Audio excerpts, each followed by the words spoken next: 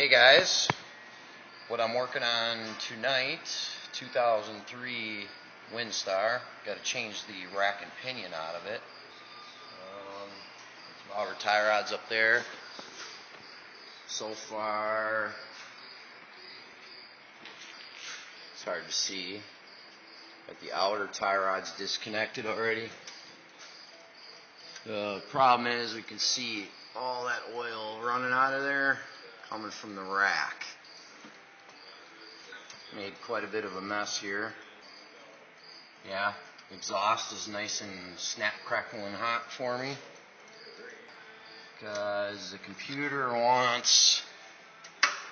they want you to drop this exhaust flange right here, fully remove the sway bar, which is this shaft right here.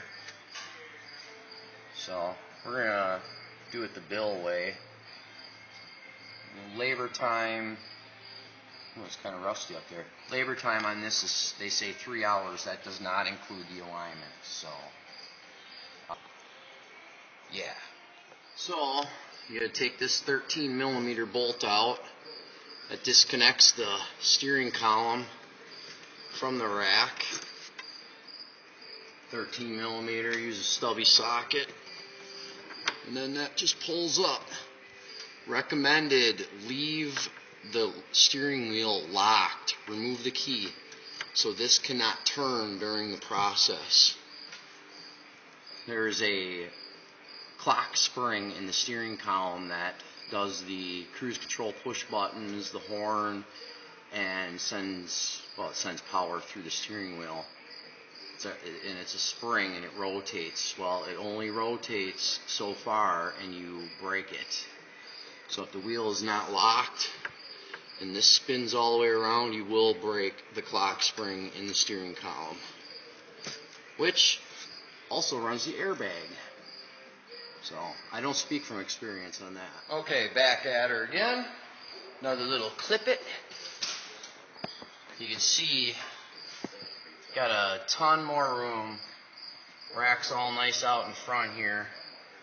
Took these frame bolts. There's another one here. And lower this whole engine. Just bring it down. Got the tranny jack here supporting the whole deal. Why fight with everything all up there and tight? Just drop it down, get everything. Now you can see, removal of this. Why? But we got lines way up in there. Those are the two. It's a high pressure line and a return line I got to get off. So it's going to take some finagling with that. But it's hard to see. But I'm going to tell you, they want you to remove the sway bar, guaranteed, because that nut. And there's another one way up in there. See those?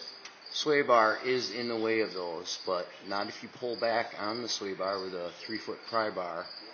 You can slip a short socket right up in there. So once I get to that point, I will show you how that's done. And then there's a clamp holding that power steering line there. I gotta take it's like a 8mm socket, fits that little guy. But another note, this blue plug right here by my finger, that goes down to this oxygen sensor. They do want you to disconnect those, and obviously you can see why. So to get at these lines, which that light's kind of blinding, but you got your average flare nut wrench here, 18mm. Crack them loose with this, but you don't got much movement in here. Why sit and fight it? So get yourself a stubby wrench. You can see the upper line is the high pressure one, and the lower line, there's one below it. That's the return cooler line. And I got a little bolt off already that was holding that strap, for holding this high pressure line in place from vibrating and such. I probably should get a catch pan pretty quick because the fluid's going to be, if there's any left here, it's going to come running out. There's the, it wants to bleed. It's bleeding. So far, so good. Yeah, the only thing missing, PBR. So, as I said with the getting this around that sway bar, I got a short socket, 4-inch extension, and you basically take a pry bar, get behind it, so you can get that back up in there, and zip them right out. The size of that socket is a 24 millimeter. So, oops, basically pick this rack up,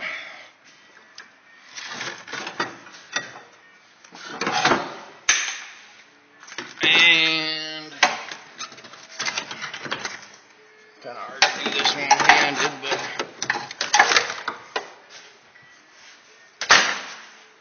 there you go. Drag her out the driver's side. Okay, one important note I forgot to mention is this little poppet valve. Many guys make the mistake of this going flying across the floor and not putting it back in.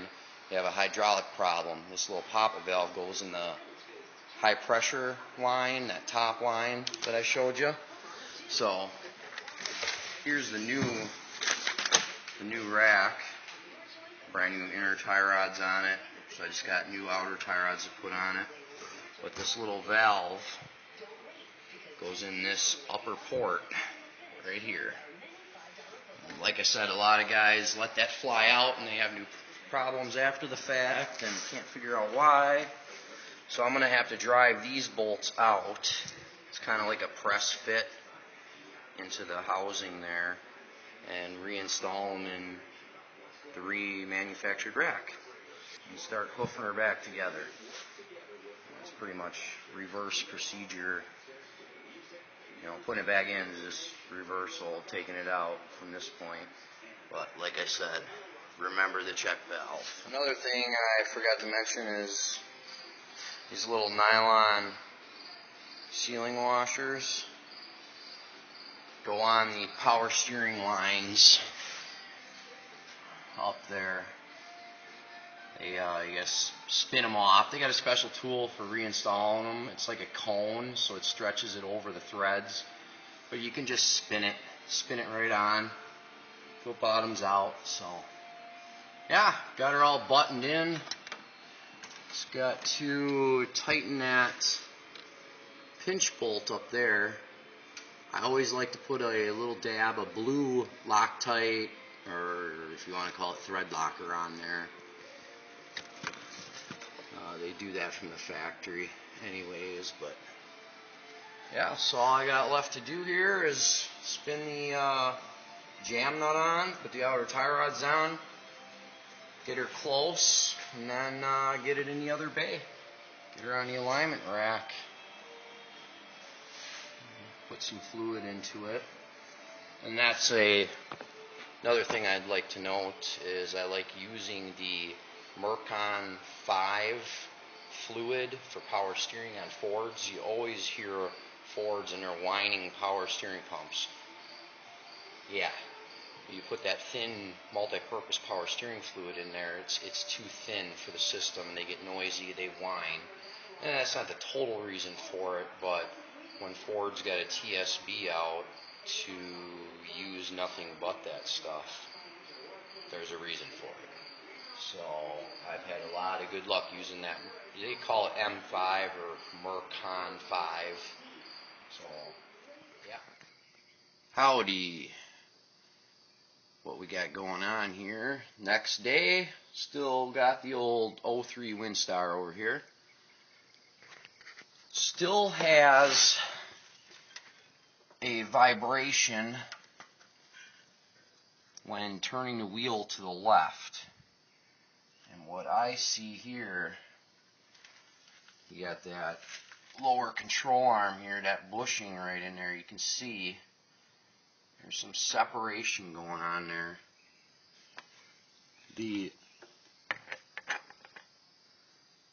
Hard to focus in on that, but that is definitely bad. I was wondering if this outboard CV